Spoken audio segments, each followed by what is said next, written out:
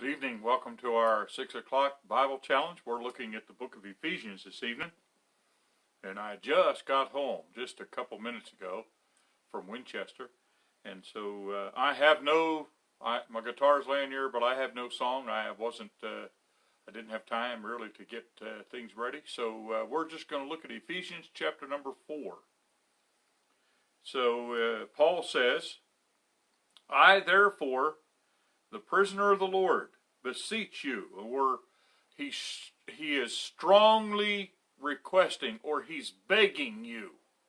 I beseech you that you walk worthy of the wherewith you're called. God's got a job for you. He's got a place for you in the body of Christ.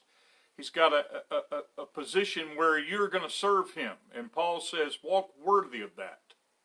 Walk worthy. Maybe the best way for me to illustrate that concept is this. I know that every night I'm going to find my spot down here in the basement where just me and God are going to meet and talk. And all through the day, there may be times when I'm tempted to get involved in some kind of sin, a bad thought, a critical thought. Maybe I could say something bad about somebody, or I could just get angry and have no cause, or just I do something that I know is wrong. And so when those kind of events, opportunities to do the wrong thing show themselves, lots of times I ask myself, well, if I do that tonight when I meet with the Lord, before I can really talk with the Lord, I'll have to confess and make sure that I clear the air in a sense. It's like God stops me, and when I go to get on my knees and I start to talk with him, God says, wait a minute. What about, and he puts his finger on the event or the thing I said or did. And before I can go any further, I have to take care of that. And once I do, once I confess it, God says he's faithful to me and to cleanse me from all unrighteousness. And so once I've done that, then he says, okay, come on in. Let's talk. But it's much better if when I kneel down there, I can honestly say to the Lord, I've tried to honor you today. And he just said, he doesn't have to say, hold it. Instead, he says, yes, come on in. That's walking worthy. That's the best way I can describe it. That's what it looks like to walk worthy of the vocation wherewith you're called. The next couple verses, verses 2 and 3, explain what walking worthy looks like. Verse 2 says, here's part of how you walk worthy. With all lowliness and meekness. Lowliness is the opposite of thinking too much of yourself. And when we think too much of ourselves, that's when pride gets in the way and we get all bent out of shape. We think we've been mistreated, and how dare somebody do me like that, or how dare they look at me like that, and we get an attitude. And so Paul says, if you're going to walk worthy, here's how you do it. You, with all lowliness and meekness, and with long suffering. That means you're willing to suffer a long time. You suffer long. That's long suffering.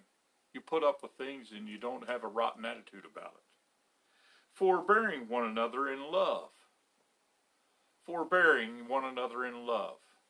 Well, you may find out that you get around somebody and you don't really particularly, there's something about them that just, it's like fingernails on the chalkboard. There's just something about them that just grates against your personality and your spirit. Well, if you learn to forbear one another in love, that means you stick around and you hang around until you find something about them that you can say, I like that. So, to walk worthy, a big part of it is how I treat people. And how I treat other people, that should be spelled out in loving others. And when I do that, that's demonstrating to God that I love him, because I'm loving other people. Then verse 3 says, endeavoring, really working hard at it. endeavoring to keep the unity, oneness, the team that we've talked about the other day. Together, team, together, everyone accomplishes more. And so endeavoring to keep the unity of the Spirit in the bond of peace.